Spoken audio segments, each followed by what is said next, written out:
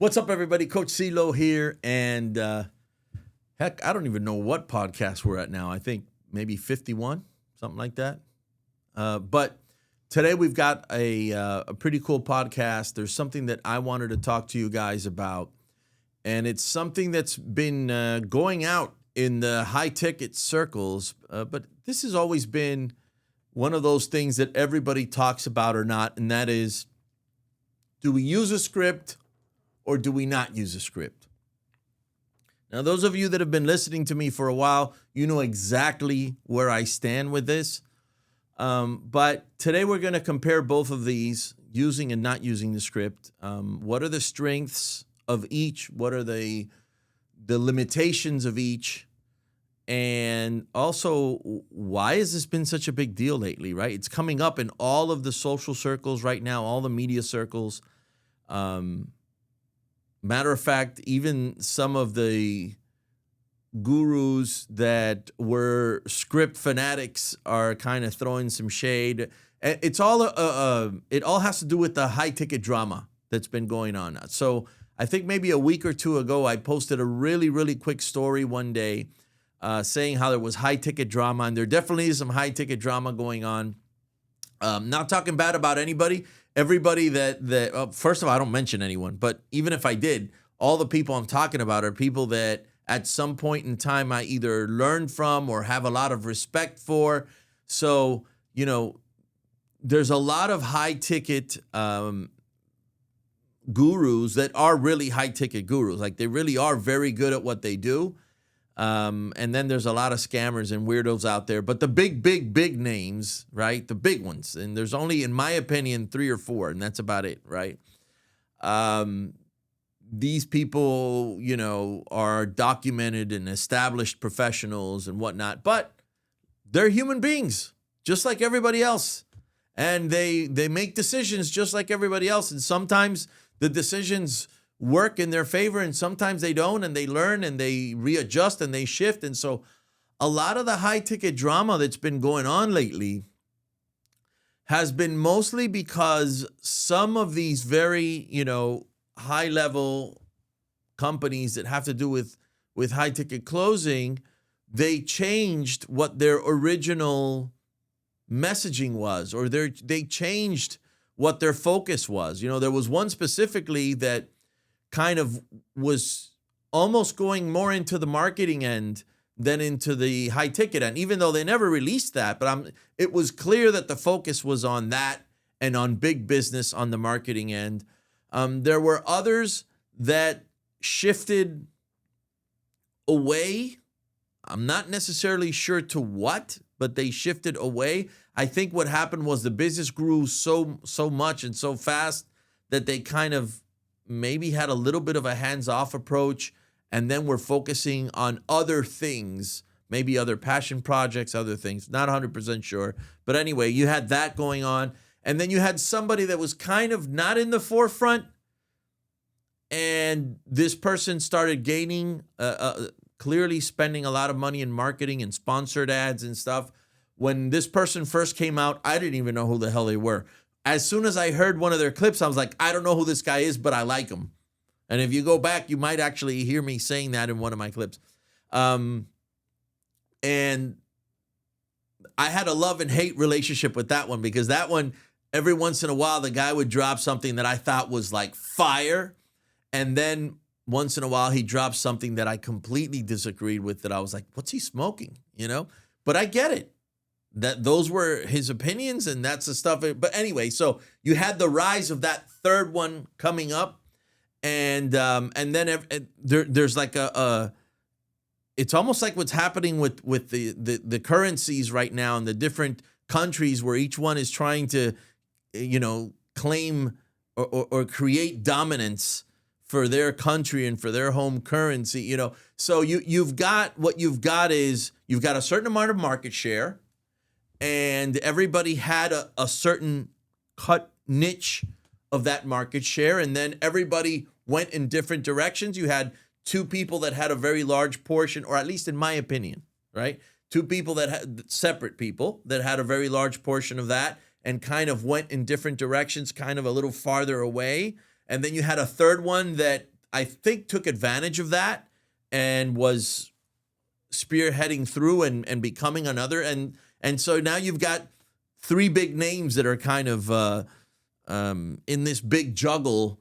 And there's more. There's a lot more than three, actually. But I'm just using this as an example. Bottom line is, everybody now is talking about, using and not using a script. And because one of the ones that was kind of breaking into this market and using that became like one of their big marketing themes, it's actually genius because it differentiated that person from the other two that were very, very heavily scripted to begin with, right? So it was a great marketing ploy. It worked really, really well.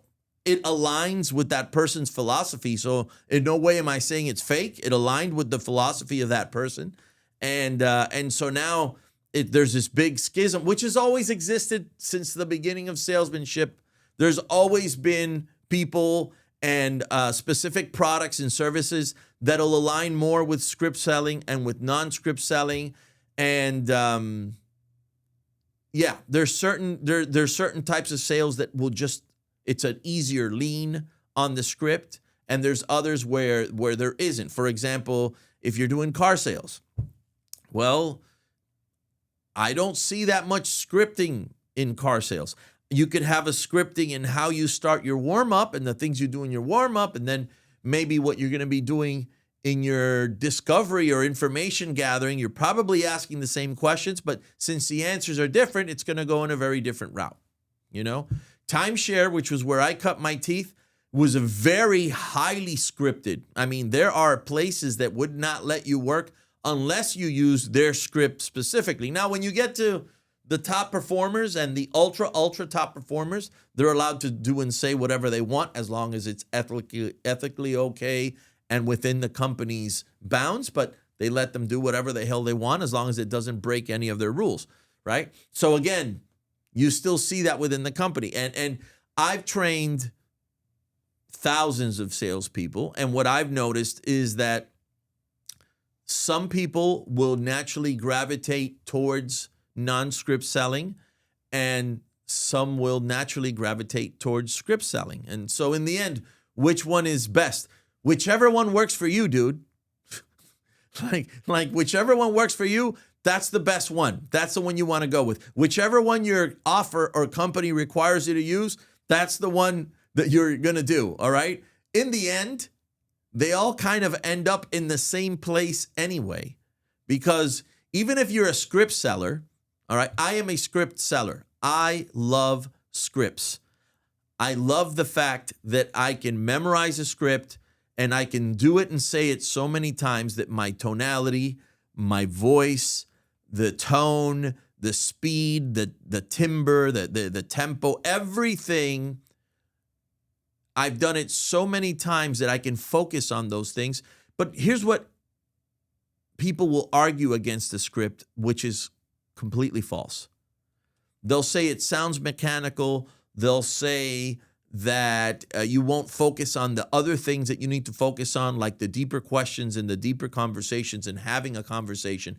I would completely disagree with that. In the beginning, yes. If you're learning the script, yes. If you haven't made it your own, 100%, it could sound mechanical, but that's like anything. If you're not using a script, you're going to sound like shit anyway, because you don't even know what you're doing or saying. So either way, it's going to be shitty until you get good. But once you've gotten that script down to where every intonation, every time I stare or I pause or all of that, now it's going to feel like you and I are having a natural conversation. And we are.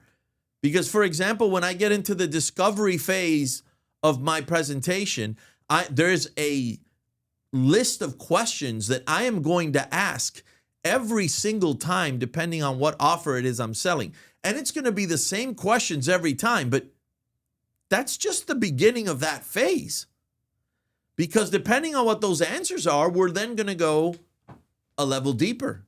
And then we're going to go another level deeper. And that's going to lead to a series of other questions. Now, am I still on the script? Depends who you ask. I'm not on the script I learned originally, but I've already done it so many times that I know what those third and fourth level and fifth level questions are going to be. And depending on that conversation that we're having and where that's leading me in terms of what leads their buying decisions and what is literally stopping them maybe from purchasing, I'm having a very, very deep conversation with the person. But what the scripting did was it allowed me to figure out where I needed to go. Because to me, if everything is scripted, now I can focus on my tonality. Now I can focus on your tonality. Now I can focus on thinking what may be next, listening to you and figuring out what other questions may I need to go. But it's because all of this was already scripted to begin with. Whereas the non-scripting, they would say just the opposite. They say, well, you're focusing so much on reading. No, dude. You're reading in the beginning when you're learning this stuff. You're reading when you're still trying to implement it. You guys can tell with my podcast. Sometimes I'll have a scripted podcast and sometimes I won't. And you can tell because if I'm looking straight at the camera, clearly it's not scripted, right? If you see me looking here towards my pad that I always got my iPad here with me, right? If you see me glance every once in a while, that means it's semi-scripted. That means I've got headlines and bullet points of things I want to talk about, and you'll see me scroll. And if there's other times where you're seeing me look a lot more here than I am at the camera, well, guess what? That was completely scripted. That means I probably didn't have a lot of time to prepare for doing the podcast. So I literally scripted what I wanted to say, and then I was reading it. Now, do I prefer doing it that way? No.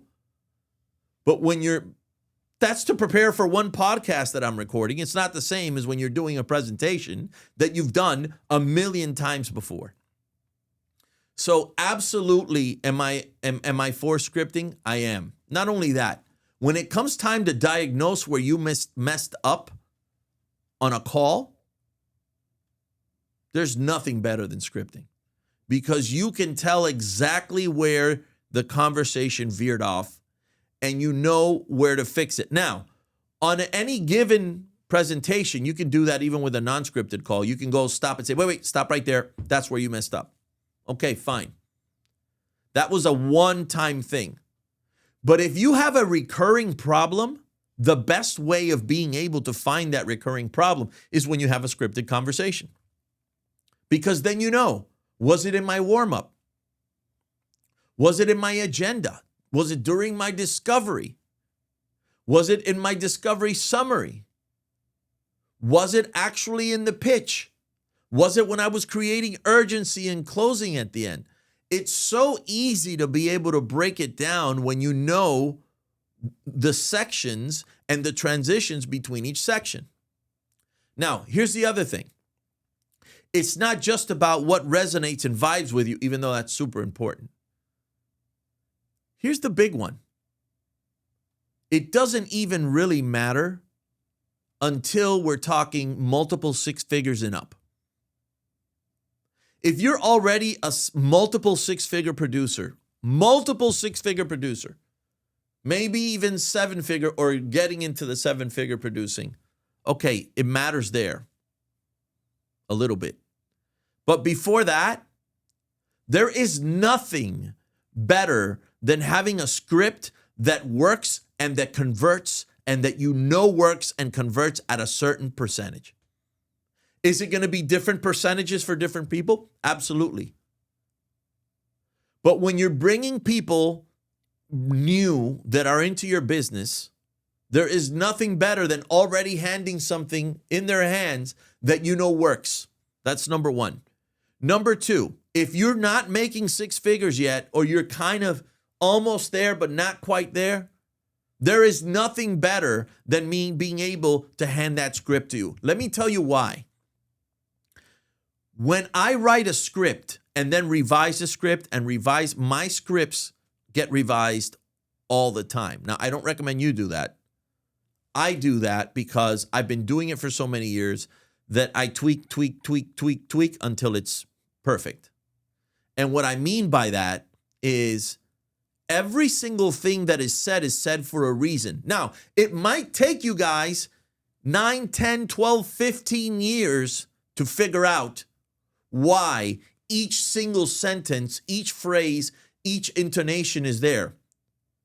Because some of it is going to have levels of NLP. Some of it may have levels of hypnosis. Some of it, I'm not talking about hypnotizing somebody into buy from you, all right? I'm just talking about things that are based on Ericksonian or Miltonian ways of thinking and language patterns and etc., right? So some are going to have certain language patterns that are there. Every single thing that is done in my script is done for a reason, every single part.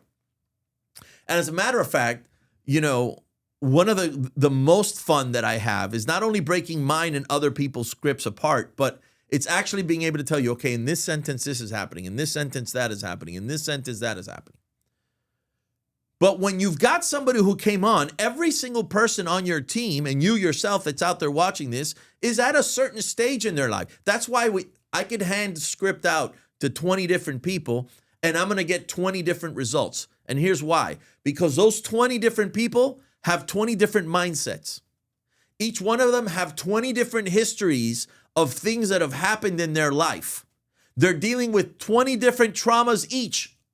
There are things that are happening in their life that create the lenses that they see the world through. And each one of those is literally creating the reality that they're seeing. Guess what? I may be able to do that with my highest mentored students, but I neither have the time nor the desire to do that with every single person. So the best thing that I can do is write a script that has all of these things already included in them so that when we go from A to Z, all of that is already being covered. Now, there's still a human element missing from that, right? There's still the intonation. There's still the having the tonality of confidence, having the tonality of certainty, having the tonality of empathy and compassion when the person's sharing stuff with you. There's a lot more levels to this. But the point is, if you're a business owner, if you're a sales manager, if you're somebody that's running an offer, the only people, let me be clear, the only people that can go out there and sell scriptless are people that have a Mensa level intelligence or maybe just sub-Mensa level intelligence.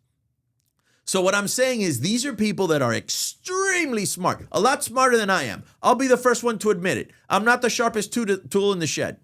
I'm not the dullest, but I'm definitely not the sharpest tool in the shed. And guess what? I've made a great living for myself and training others without ever having to be. Do you know why? Because I understand the process. I'm a student of the process, and I got really good at taking everything that I needed and incorporating it in a script and then passing it along to somebody else. Now, there are moments when you've got to be able to digest that information and understand and read the person in front of you and understand what their dominant buying motives are, what are the behaviors behind the things that they're telling you that drive them to make the decisions so that you can push those buttons to help them in the natural decision of making a good decision for themselves. Because in the end, that's what we're doing. Remember, I'm not about manipulating, I'm about influencing, and I'm only about doing that when it's best for them. But when you've got people telling you that not selling with scripts is the way to go, let me tell you something. The majority of you that are watching this won't be able to do it anyway. So I have a little bit of an issue with that because they're trying to tell people that they can take anybody from A to Z and teach them how to do that. And as a sales professional that has done that for many, many, many years, I'm going to tell you right now, that's bullshit. That is 100% bullshit. There will be a few people in there that will be able to take that kind of selling and excel with it and do very, very well. But my argument is that those few people are people that are usually so damn smart that you could have put them to do anything, even without that mentorship, and they probably would have figured it out and done it anyway. That mentorship just tweaked them into kind of doing it better. It condensed the time. It made it shorter the time where they would have learned it. But for everybody else out there, there is no better, faster, and more secure way of helping them get from A to Z in terms of making six figures and then multiple six figures than in script selling. Now, guess what? Eventually, the script and you become one. You become the script. And then you don't need the script anymore. You can throw it away. It's already here. And then you can pick and choose what pieces of the script, because now it's flowing. That's where flow comes in, guys. That flow that the other people talk about, it's there. Once you've made it part of your own, you've made that script your own, then you could go in that middle ground, and this is where they both meet anyway. That's why this is all bullshit. The ones that are telling you script and no script, in the end, they meet in the middle, because in the end, once you've got that script down, now you're really thinking in bullet points anyway. And the people that train you to sell without scripts, they're still script selling. They're just doing bullet points. Okay, where am I right now in the conversation? Okay, this is what I need. Let me focus on this. Hello, it's the same thing. So I don't really agree with that. But again, if it works for you, hey, go for it. But I'm going to tell you something. The secret to script selling is, number one, who wrote the script. If it's a good converting script, it doesn't matter who's delivering it. It's going to convert. Now, the better you get at delivering it, obviously, the more money you're going to make. I always tell, as a matter of fact, I was just talking to a mentee a few days ago. I'm trying to remember who it was. Off the top of my head, I don't remember.